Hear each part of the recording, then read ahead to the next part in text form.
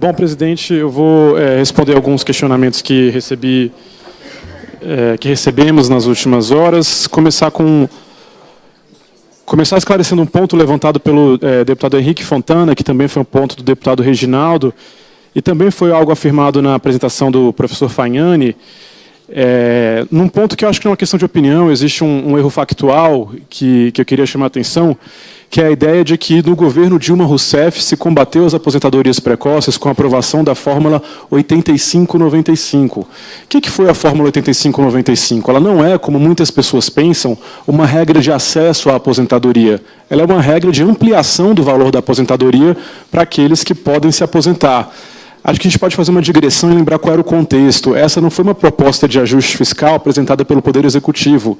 Ela veio inserida naquela pauta-bomba liderada pelo presidente Eduardo Cunha, no sentido de ampliar os gastos do governo federal, e não à toa a Fórmula 85-95 foi vetada pela presidente Dilma Rousseff, que fez um acordo e apresentou uma medida provisória atenuando essa fórmula.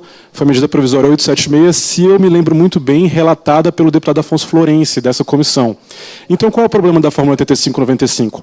As pessoas acham que é o seguinte: para se aposentar por tempo de contribuição, você tem que ter a soma 85 mulher, 95 homem, na soma de idade e tempo de contribuição. Não é isso. O que é? Quem satisfaz essa fórmula pode se aposentar sem o fator previdenciário. Como a gente sabe muito bem da discussão aqui nas casas desde 2016, regra de idade para aposentadoria por tempo de contribuição precisaria de uma PEC, uma emenda à Constituição. Não poderia ser feita uma medida provisória como foi naquele momento. Então, a Fórmula 85-95, na verdade, ela aumenta o gasto. Nos cálculos de pesquisadores do IPEA, entre 2015 e meados de 2017, já tinha sido um aumento de 2 bilhões de reais, e mesmo que os benefícios não fossem mais concedidos por essa regra, só o estoque já concedido provocaria ao longo das próximas décadas um incremento do gasto previdenciário de 60 bilhões de reais.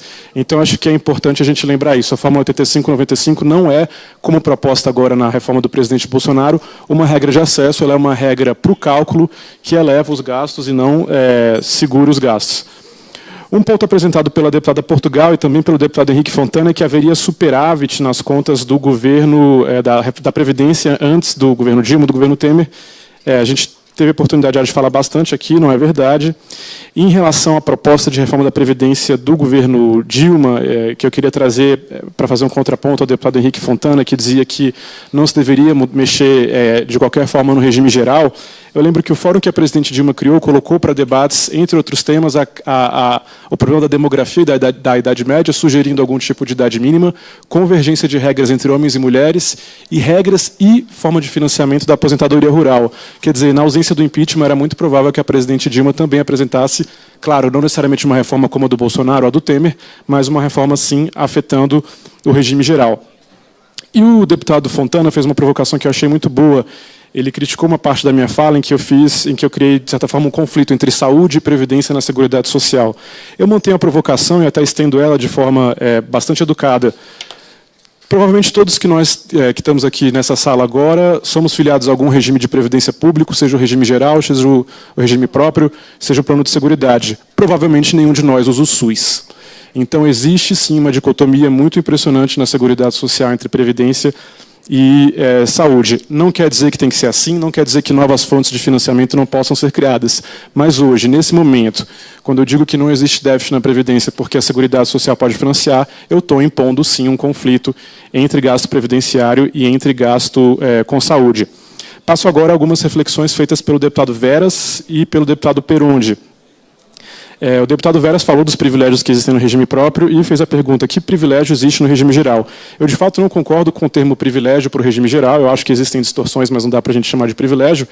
E eu acho que a principal distorção, que a gente já discute há algum tempo, é a ausência de idade mínima para aqueles que se aposentam mais cedo, que são os trabalhadores que têm excesso de tempo de contribuição, normalmente os mais escolarizados, das regiões mais ricas e das ocupações mais produtivas. E um dado que eu acho interessante, deputado Veras, no seu estado, Pernambuco, certo? Os segurados do INSS se aposentam em média aos 62 anos de idade. No Rio Grande do Sul, 57 anos. Então, no estado mais rico, 5 anos antes do estado mais pobre. Não vou chamar de privilégio, mas é uma distorção, porque o senhor sabe que no seu estado as pessoas se aposentam mais por idade porque não conseguem contribuir por tanto tempo. O deputado Peronde fez uma pergunta sobre os jovens, e eu até queria fazer um link com a fala do professor Fagnani. O professor Fagnani está muito preocupado com o fim da Seguridade Social, ou fala das conquistas da Seguridade Social. E, embora a gente tenha construído coisas fantásticas com a nossa Seguridade Social, quase universalizada a cobertura de proteção social aos idosos, vou trazer aqui alguns dados que é chovendo molhado. Apesar desse gasto enorme com Seguridade Social, 30 anos depois, nós temos 40% das crianças brasileiras vivendo abaixo da linha de pobreza. Nós temos metade das crianças brasileiras vivendo em casas sem esgotos e outros 10% vivendo em casas sem esgoto, sem coleta de lixo e sem acesso à água potável. A Seguridade Social realmente está funcionando? Os deputados sabem quando vão às suas bases, quando frequentam vêm os problemas da rede pública de saúde. Saúde e a Seguridade Social está funcionando? A nossa Seguridade Social é perfeita ou tem espaço para a gente repactuar, buscar uma Seguridade Social mais generosa com as crianças e também com o sistema de saúde? E, ao contrário do que foi sugerido aqui, isso não quer dizer tornar os idosos pobres. Existe uma visão errada de que o gasto previdenciário vai para idoso. Boa parte do gasto previdenciário no Brasil vai para jovens. Primeiro porque a gente paga, já respondendo o deputado Peronde, quase 180 bilhões de reais por ano, ou 6 vezes o Bolsa Família, com pensões. Pensionistas e pensionistas homens não são idosos.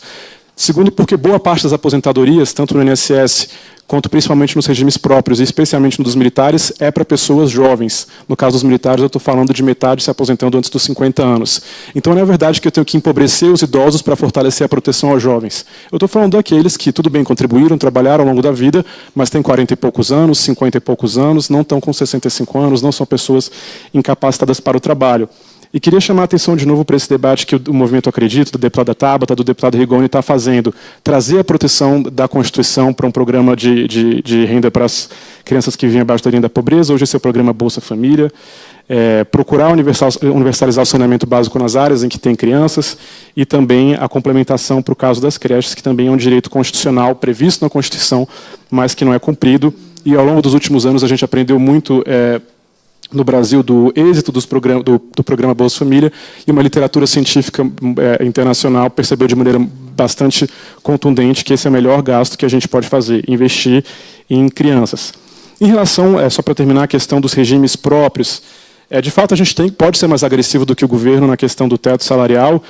Quem está tocando essa agenda lá no Senado Federal é o senador Cajuru. Eu vou sugerir desde já 3 pontos que podem ser emendados. 1, adotar o entendimento do Tribunal de Contas da União para as pensionistas dos militares e do serviço público. O TCU entende que tem que perder a pensão se tem um emprego público ou faz outro casamento. O STF entende que não.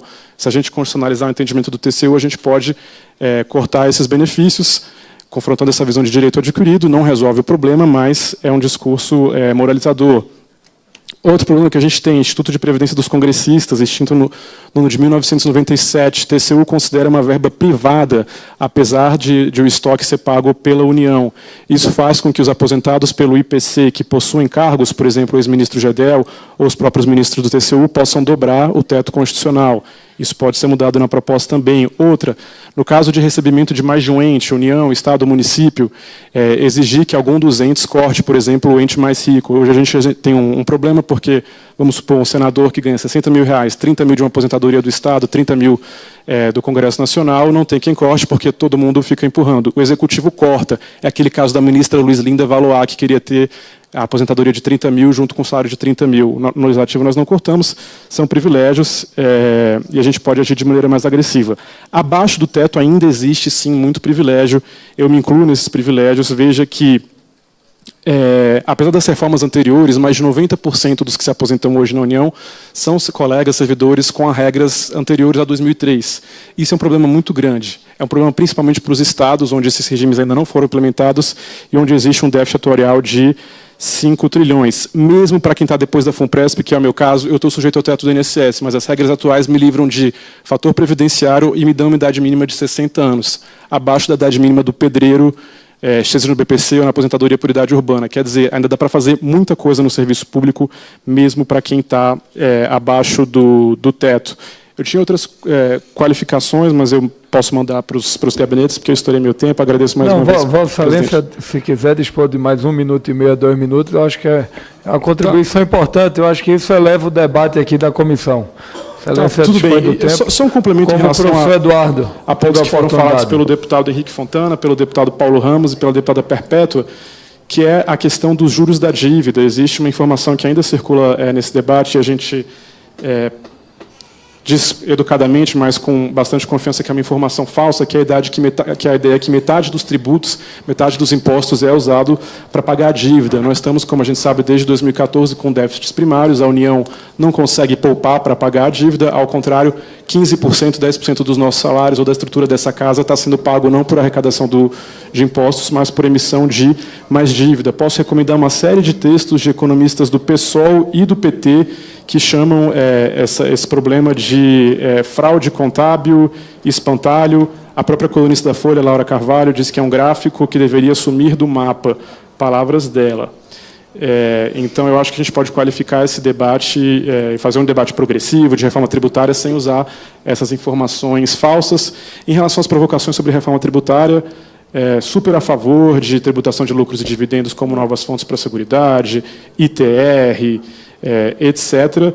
Eu só acho que a gente tem que ter clareza do que a gente quer com isso. É melhorar a composição da carga tributária, tornar ela mais progressiva, ou aumentar a arrecadação, ou um pouquinho das duas coisas. Porque se a gente faz só para aumentar a carga tributária, a gente mantém um sistema atual ineficiente, em que o mais pobre paga por meio do seu consumo para benefícios que ele não vai usar. Não tenho dúvida, pelo que vi aqui dessa comissão, e já agradecendo e parabenizando a todos, eu acho que, apesar das discussões, existe uma grande convergência da necessidade da gente ter uma tributação mais progressiva e uma previdência também mais progressiva, que ajude a erradicar a pobreza e combater as desigualdades. Obrigado, presidente.